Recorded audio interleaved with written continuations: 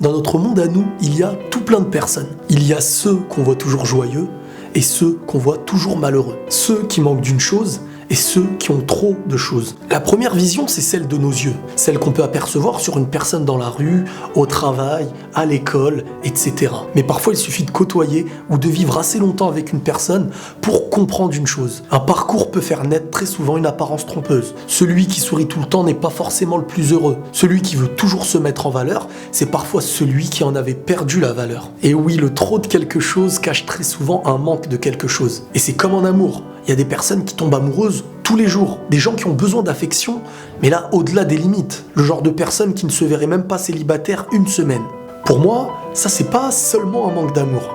À mes yeux, il y a deux trucs. Tout d'abord, il est normal, il faut pas avoir honte de dire qu'un être humain a besoin d'amour. Mais c'est pas de ça que j'ai envie de parler. C'est plutôt la direction qu'on va donner à son amour. Et parfois, cette direction est perturbée par quelque chose. À mes yeux, un cœur qui manque de foi se verra être doublement demandeur d'amour. Comment rejeter l'amour de celui qui a créé l'amour que tu as en ce moment? Et quand on médite à cette phrase, on commence à comprendre plein de choses. L'amour, c'est comme une bougie. Et aujourd'hui, beaucoup de personnes vivent de cette bougie sans pourtant jamais l'allumer. On vit dans l'apparence d'une chose sans jamais la connaître. On passe plus de temps à faire semblant de combler nos manques par des illusions, alors qu'en fin de compte, il suffirait d'être sincère avec soi-même, mais aussi avec les autres. Quand on a vraiment faim, on va pas manger uniquement ce qui comblerait notre faim. Car le fait de ne pas avoir mangé pendant longtemps nous donnera envie de compenser avec du surplus. Et dans la vie, c'est exactement pareil. Une personne qui aura fait beaucoup de bêtises par le passé, le jour de sa rédemption, le jour où cette personne décidera de changer, de devenir quelqu'un de bien, il y aura parfois parmi eux des personnes qui essayeront de gravir les échelons